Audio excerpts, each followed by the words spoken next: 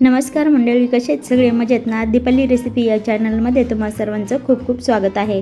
तर मंडळी, आज मी तुम्हाला अशी भेंडीची भाजी बनवून दाखवणार आहे की जी अजिबात चिकटणार नाही आणि रंगाने हिरवीगार राहील आणि टिफिनमध्येही तितकीच स्वादिष्ट लागेल.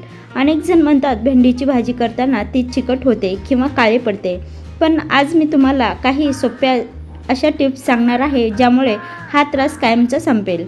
या छोट्या टिप्स पाळल्या तर तुमची भेंडीची भाजी प्रत्येक वेळी हिरवीगार, मोकळी, कोरडी आणि खूपच चविष्ट अशी बनेल.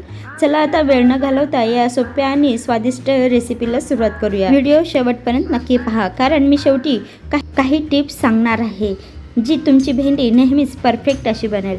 तर फ्रेंड्स, सर्वात अगोदर मी इथे कढई ठेवून घेतली आणि त्यामध्ये 2 पळी तेल टाकून घेतले आहे.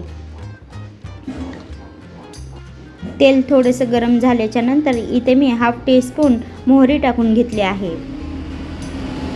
मोहरी थोडीशी तडतडल्याच्या नंतर इथे मी कट केलेला लसूण टाकून घेतले आहे. आता मी थोडेसे इथे जिरे टाकून घेतले आहे.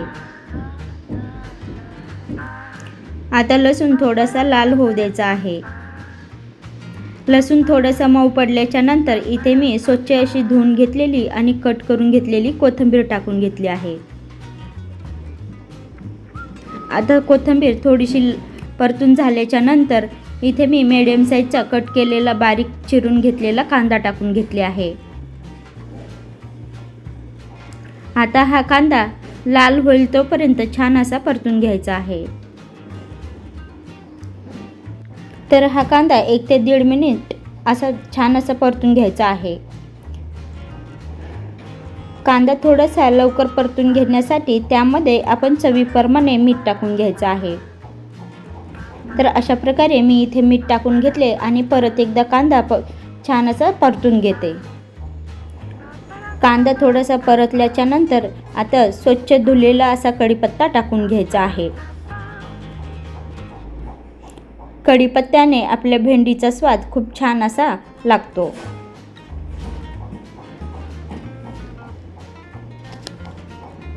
आता थोडासा कांदा लाल झाल्याच्या नंतर त्यामध्ये मी आता लाल मिरची पावडर टाकून घेतली आहे.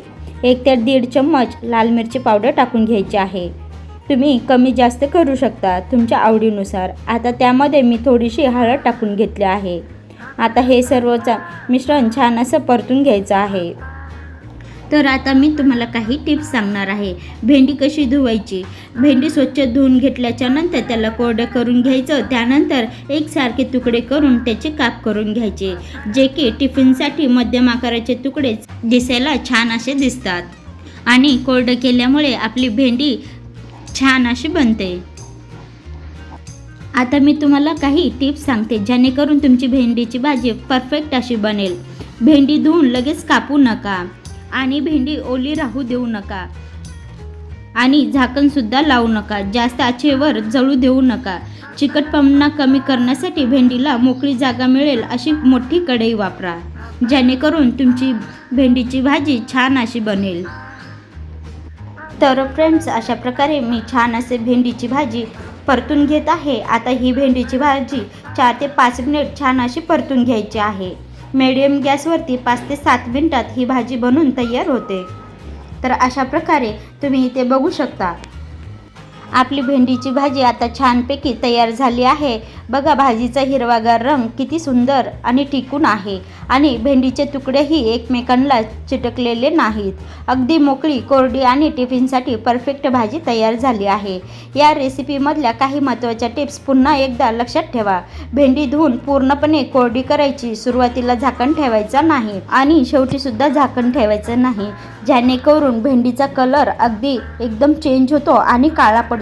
त्यासाठी भेंडीची भाजी कधीही करता वेळेस त्यावरती झाकण ठेवायचं नाही. भेंडी 5 ते 7 मिनिट किंवा 10 मिनिट छान अशी मिडियम आचेवरती करून घ्यायची आहे. तर ही भाजी गरमागरम भाकरी पोळीसोबत छान अशी लागते आणि त्यासोबत डाळ भातासोबतही खूप छान अशी लागते. टिफिनमध्ये भरून दिल्यावरही हिची चव टिकून राहते आणि कलरसुद्धा टिकून राहते. तर फ्रेंड्स, अशा प्रकारे मी 5 ते 7 मिनिट छान अशी भाजी परतून घेतली आहे आणि त्यानंतर स्वच्छ धुवून घेतलेली आणि बारीक चिरून घेतलेली कोथिंबीर त्यावरती मी टाकून घेतली आहे. तुम्ही इथे बघू शकता. तर आपल्याला कोथिंबीर भरपूर अशी टाकायची आहे, त्यामुळे भेंडीचा स्वाद आणखीन एवढा चांगला लागतो. तर तुम्ही इथे बघू शकता, खूप छान अशा प्रकारे मोकळी आणि सुटसुटीत आपली हिरवीगार भाजी बनून तयार झालेली आहे. तर फ्रेंड्स, ही भाजी आपण ज्वारीची भाकरी किंवा बाजरीची भाकरी किंवा चपातीसोबत खाल्ली तर खूप छान अशी चविष्ट लागते आणि डाळ भातासोबतही छान लागते. अशा या पद्धतीने ही भाजी बनवल्याच्या नंतर टिफिनमध्ये भरून दिल्यानंतरही तिची चव आणि कलर टिकून राहते. जर ही रेसिपी तुम्हाला आवडली असेल तर व्हिडिओला एक लाईक नक्की करा. तुमच्या जवळच्या फॅमिलीला शेअर करायला विसरू नका. असे सोप्या आणि चविष्ट घरगुती रेसिपी पाहण्यासाठी आमच्या चॅनलला सबस्क्राईब करा आणि बेल आयकॉन दाबायला विसरू नका. तुम्हाला पुढे कोणती रेसिपी पाहायला आवडेल ते मला कमेंटमध्ये नक्की सांगा. पुन्हा भेटूया एका नवीन स्वादिष्ट रेसिपीसोबत. तोपर्यंत आनंदाने, स्वस्त आणि मस्त राहा आणि स्वादिष्ट जेवणाचा आनंद घ्या. धन्यवाद.